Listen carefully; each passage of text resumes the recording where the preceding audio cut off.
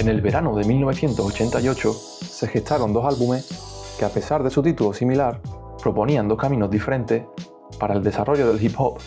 En agosto, el debut de NWA, mostrándole al mundo la vertiente más violenta y agresiva, con su portada repleta de raperos con vestimentas negras y proyectando la imagen de tipo duro. Pero tan solo unas semanas después se lanzaría el primer álbum de los Jungle Brothers, un disco no tan popular, pero con un enfoque más particular. En contraposición a NWA, la portada se tiñe de tonalidades tierra y muestra la estética más burlesca y juguetona del grupo. Los Jungle Brothers darían pie a la creación del colectivo Native Tongues.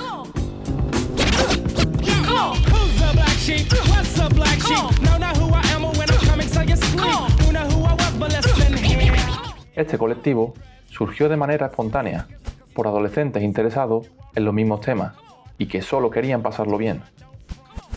Estos artistas pondrían sobre la mesa una vertiente de hip hop más positiva y desenfadada, hablando sobre temas afrocentristas y con sampleo más ecléctico, prestados del jazz.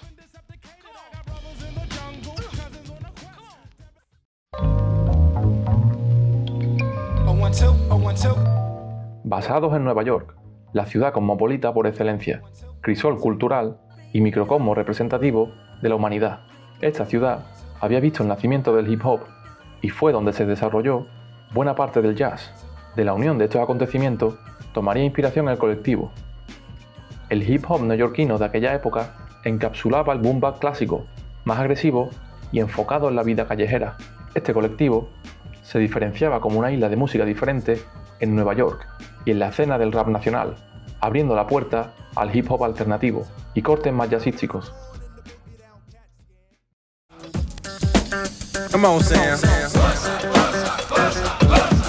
Los Jungle Brothers son los pioneros del movimiento.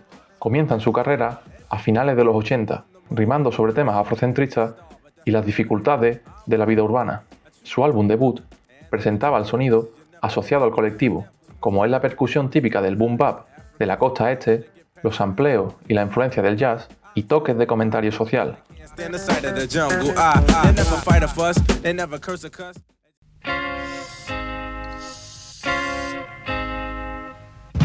El primer disco de De La Soul entra en el Olimpo de los mejores álbumes del hip hop, aunque también marcó la trayectoria del grupo. Fue catalogado como rap despreocupado y buen rollero por la prensa, lo que adherió esa imagen juguetona al grupo, con motivos florales y una estética hippie. De ahí el título de su segundo álbum, De La Soul Is Dead, donde se distancian del sonido de su disco de exordio y profieren mayores toques de oscuridad. En la década de los 90 desarrollarían una de las propuestas más interesantes y personales del panorama hip hop, redefiniendo las expresiones permitidas en el cerrado circuito del rap.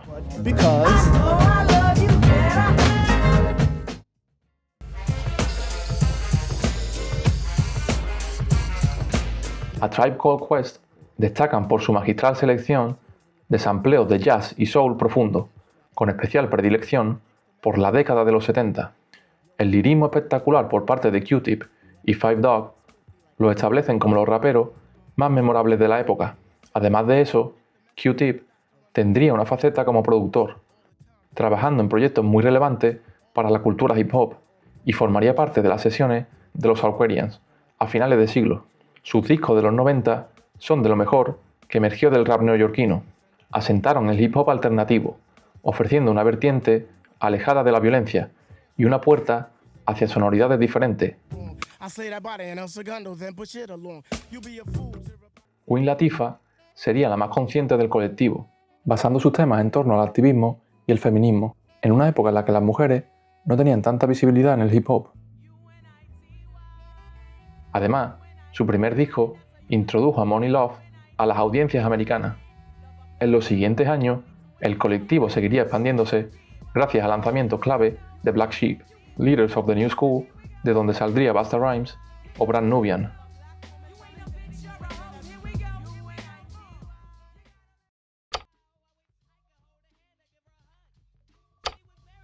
Antes de la llegada de los Native Tongues, el hip hop era por lo general muy basado en el funk y de letras un tanto vacías, salvo excepciones.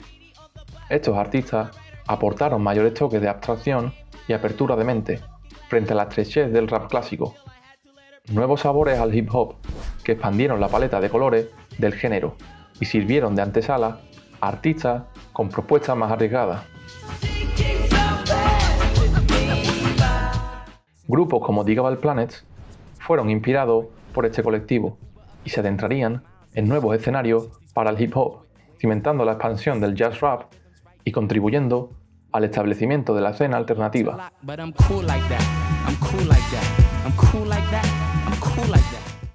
El colectivo se encontraba a medio camino del éxito comercial y del circuito underground, con grupos como A Tribe Called Quest o De La Soul ganando bastante popularidad, mientras que otros no tanto, aunque siempre fueron bien recibidos por la comunidad hip hop.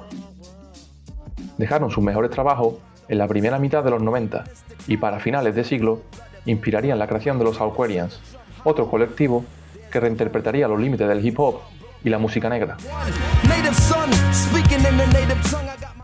Gran parte del hip hop editado en el nuevo siglo no sería posible sin el impacto y la influencia de los Native Tongues, unos adolescentes que sin proponérselo causaron una revolución inesperada, iluminando las conciencias de las siguientes generaciones.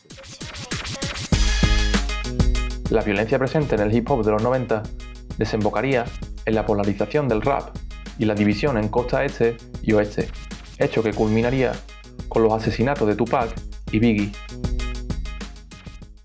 El colectivo Native Tongues estableció el hip hop como lenguaje y forma de expresión más allá de la violencia.